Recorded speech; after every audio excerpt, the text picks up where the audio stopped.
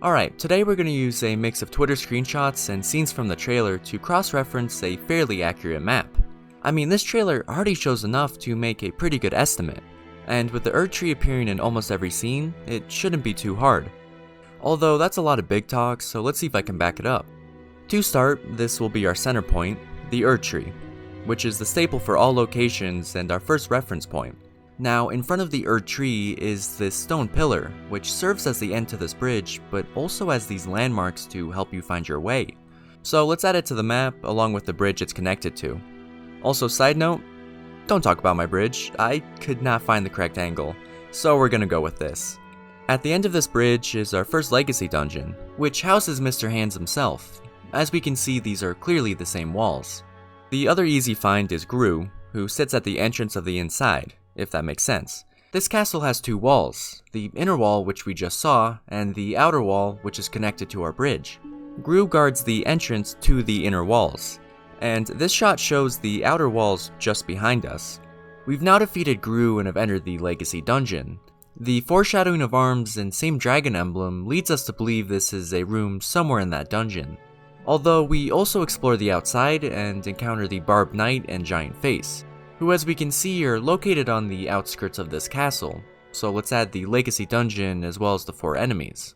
Behind the Golden Castle is this obelisk, which shows how perspective, well, lies to you. And if we turn the camera angle just a little bit, we can see it's significantly detached and on its own mound. But there's still more, and behind the obelisk is a robed statue? It appears to be wearing a cloak and holding some sort of staff. But whoever this is, they were important enough to build a statue of. So let's add those two pieces into the map, along with the front part of the ruined plains.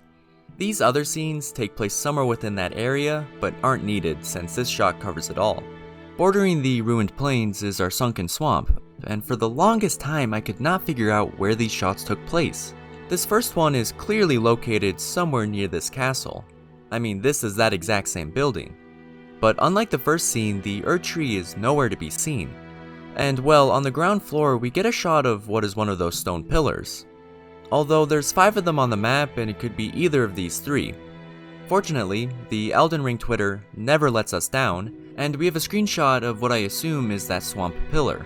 But we need the help of a shining rock to confirm that. In the first area, just on the bottom right, the light highlights this rock.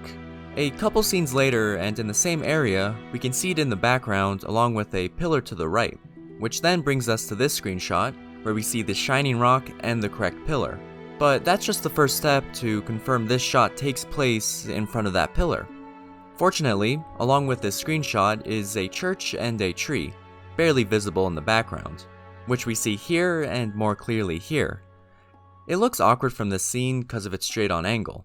But to the left of this church is the same marsh we see in the ground shot.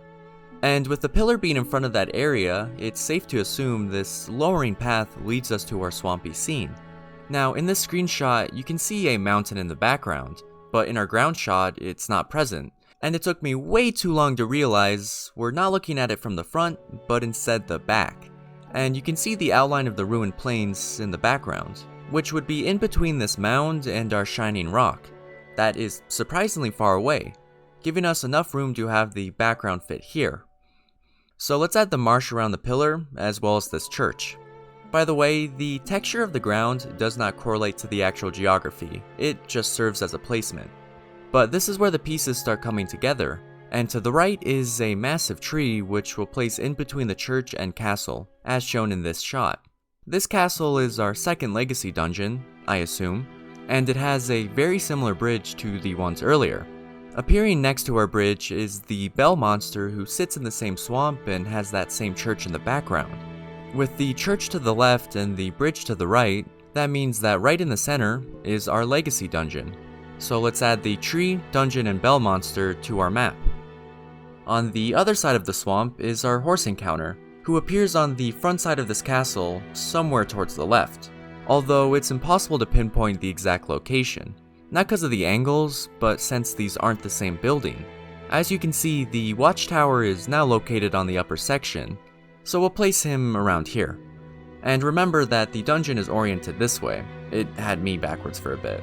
Next to our swamp is a cliffside, and this shot shows our character using a jump pad to scale the terrain we see here.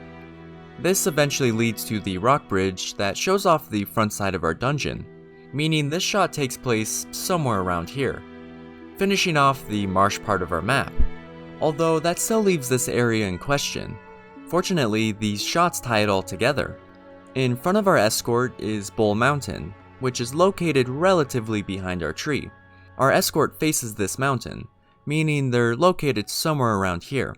But I couldn't find the exact location until these two trees caught my attention. After some searching, or the Elden Ring Twitter never letting us down, the same trees appear on the right side of this screenshot, in front of Bull Mountain. But there's a better angle that also confirms the entrance to the swamp.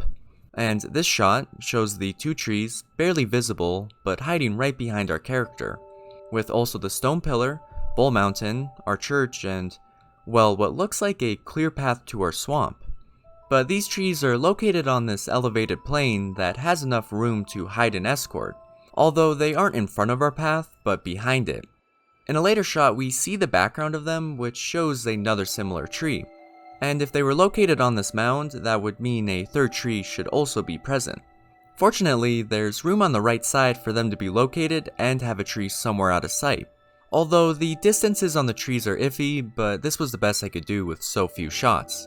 And if our horse guy taught us anything, in between the screenshot and trailer, they could have added another tree. Back to the ruined plains, and this shot shows how vast the map is, with us being located behind this mini swamp. It's a quick scene, but in the background the ground and trees are identical to the marsh we just saw. Although there's a better shot present, and once again the Elden Ring Twitter has exactly what we need, with the same bridge, marsh, and wizard statue appearing in the background. So we're fighting exactly here. And this gets me theorizing. As we can see, there seems to be a river of sorts that would lead down this valley and into our swamp. So this part might be the start to our marsh area, and it goes through that path, entering the swamp. With those two pieces, we can now connect the swamp and plains, as well as finish off the bottom right of the map. Now onto the dragon, who we know is located within that volcanic rupture. And with the Erd tree nowhere to be seen, we can tell this area is located somewhere far from the center. And keep in mind that these trees are in autumn. But for its location, we'll have to do a little explaining. And it all starts with Bull Mountain. From the shots we see, it appears to be covered in snow. An area we don't get much of until we look at the background of our hand creature, who's located in the snowy area, but more notably is surprisingly close to the branches of the Erd tree, meaning that he's located on a higher area with snow. And well, Bull Mountain has those two features. So we can place this hand somewhere on the mountain along with a stone pillar, which is barely visible in the distance. And this part is speculation, but I'll also have the Viking around the same area. This is because of his frosty breath and clearly cold environment. Now, how does this all relate to the volcanic rupture? It's not a definite answer and my biggest estimate, but I feel confident basing it around this theory. And as previously stated, it's autumn within that area, and as seasons move, it eventually becomes winter. So an autumn forest being located next to a snow area would make sense. We can also place this bloodborne monster somewhere within that same environment, as the trees are in autumn. I will also note that this could have all been wrong and the volcanic rupture is right here, although it's too unclear to make a decision. As we know, the dragon is located within the volcano, but the second area we find him, he's now under the Erd tree, which isn't anywhere near our rupture, so we can assume he makes quite a journey.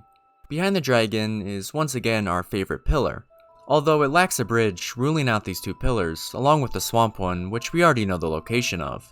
Also, I'm assuming this is an event, unless the left side of our map constantly has crimson color. So we know he's located next to a pillar, somewhere within the plains, and a tree in the background is identical to the ones we've seen before, leaving us to assume that he's at least close to that area. The farthest we see of the plains is where we encounter the stone giant.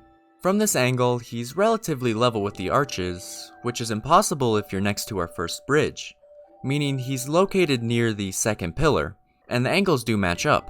On the left side is another pillar, which in the screenshots would be this third one, proving that we're looking from the bottom of the second pillar. But what was the point of that? Oh yeah, the point of it was to prove it's at least not this pillar. and he could be standing in front of either of these two. There is some reasoning for choosing the first pillar compared to the others, and in the background we do see graves, which seems to be the staple for this area, so having it be the closest pillar helps our odds out. I am aware it could be a place out of sight, but that's no fun, and I'll have faith in my theory. So let's add the stone giant, as well as the dragon's second phase. After the dragon, we go to the space catacombs, and your guess is as good as mine. But if I were to theorize, I'd have it under the tree, which we know carries powerful magic, maybe even enough to suspend this area in the air. Although us being able to see the sky completely counters my theory. But if you have any of your own ideas, I'd love to hear them. The rusted knight, I also have no clue. She's just near a tree, so it could be anywhere. Although I will point out, there is a rooted entrance behind our centipede, so maybe she's located within there. Another area on its own is this Bloodborne-esque building, which has another new sky. But this place houses our Burger King wizard, who clearly is located on the inside. The windows are similar, and the birdcage is identical to the ones at the entrance. Also, on a side note, our Miyazaki certified shortcut ladder is in the background, ready to be kicked down. I don't know if you know this, but Lord Vessel Smo is also located within that legacy dungeon. The windows are almost identical, and the room has that same white architecture, so it's a safe bet to assume he's a boss of this area. There's no definite proof of where this building's located, but if a legacy dungeon's to the right and on the bottom, a third one right here would make sense. Yep, yeah, that's what I'm going with. It also fills up the map nicely, so I'm gonna go with it. But that does it for this trailer, and here's our full map. There's of course more areas to be explored. I believe this mountain range has more to it. But this really puts into perspective how big this game is. I mean, we saw maybe less than half the map. Hopefully you had as much fun watching this as I had making it. And our map is another thing we can put on the prediction board. But I appreciate you watching up until this point. Only 6.5 months to go. See you later.